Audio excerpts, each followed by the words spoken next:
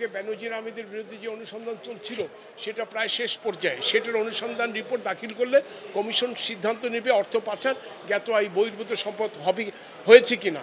আর যেই মামলাটা কালকে সিদ্ধান্ত নিয়েছে এটা একটা সেপারেট একটা পৃথক অনুসন্ধান হবে। ওনার সম্পদ বিবরণী চাওয়া হবে 26 ধারায়।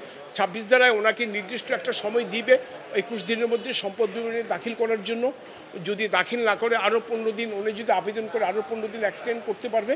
তারপরে যদি সম্পদ বিবরণী জমা দেয় ওটা যাচাই বাছাই করে দেখা হবে।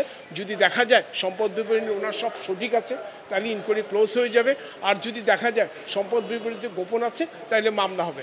আর যদি সম্পদ বিবরণী নাই দাখিল করে তখন নন সাবমিশন অফ ওয়েলথ স্টেটমেন্টের মামলা হবে। এটা একটু সেপারেট ইন্ডিপেন্ডেন্ট প্রসিডিং। ওই প্রসিডিংটার সঙ্গে এই প্রসিডিং কোনো মিল নাই। বিষয়টি এখন অনুসন্ধান পর্যায়ে আছে, কোনো এখনও মামলা মোকদ্দমা হয়নি।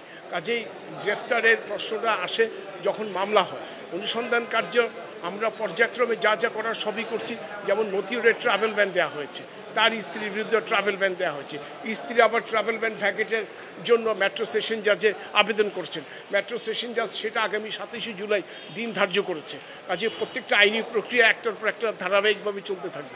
নগদের কাছে সব গ্রাহকই প্রিয়, তাই তো সারা দেশে ক্যাশ আউট চার্জ সবচেয়ে কম। কমিশন সিদ্ধান্ত দিতে হবে অনুসন্ধান বিষয়ে কাউকে গ্রেফতার করবে কি না।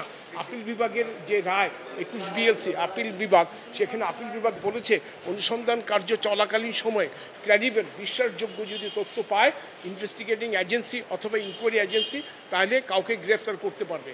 তবে সেই পাওয়ারটা আপিল বিভাগ বলেছে খুব কশাসলি এক্সারসাইজ করতে হবে, খুব সাবধানতা সহকারে সেই পাওয়ারটা আপনাকে এক্সারসাইজ করতে হবে।